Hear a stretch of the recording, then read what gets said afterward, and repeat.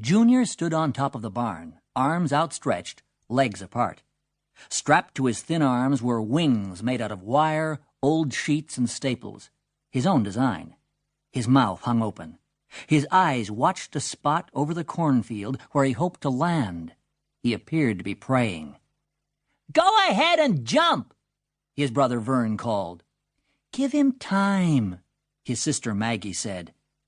She was sitting cross-legged on the ground, painting her fingernails with a green magic marker. "Well, if he doesn't jump before Pap gets home, he won't get to jump."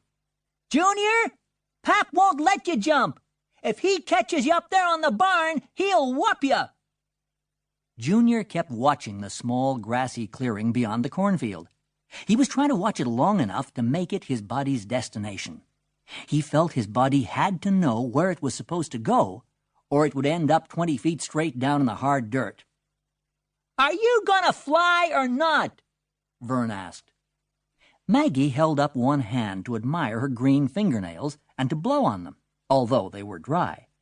When she got the other hand done, she was going to make herself some rings out of clover. She loved to have beautiful hands, because you could admire them so easily. She showed her hand to Vern. "What do you think?" "Are you going to fly or not?" Vern asked again. Junior did not answer. His body was getting ready. He could actually feel strength seeping into his arms. The wings were actually becoming part of him, like a bird's. This was the third time Junior had climbed up on the barn and allowed Vern to tie on his wings. The third time he had inched his way out to the edge of the roof. But this was the first time he had felt his body actually getting ready to participate, the first time strength had flowed into his arms. His tongue flicked over his dry lips. "He's not going," Vern said. His voice was heavy with scorn.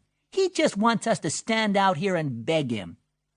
Maggie said, "Give him time." "That's what we've been doing. Every afternoon we've been giving him—" He trailed off, because he knew from past experience that it was impossible to predict what Junior would actually do.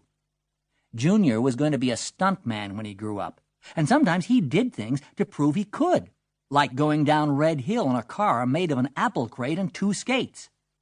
"Goodbye, Red Hill," Junior had called, letting go with one hand to wave.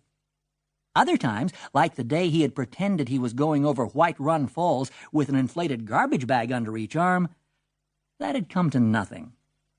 Since there was no way of being sure, Vern waited. In his boredom, he tried to blow a bubble with his gum, but his gum was 5 days old. Vern was going to chew it for a solid week. Since the second day, it had been like chewing a rubber band. The only way he could have any fun with it now was to pull it out and twist it around his tongue. He did this without taking his eyes off Junior. "Junior, you going or not?" he called.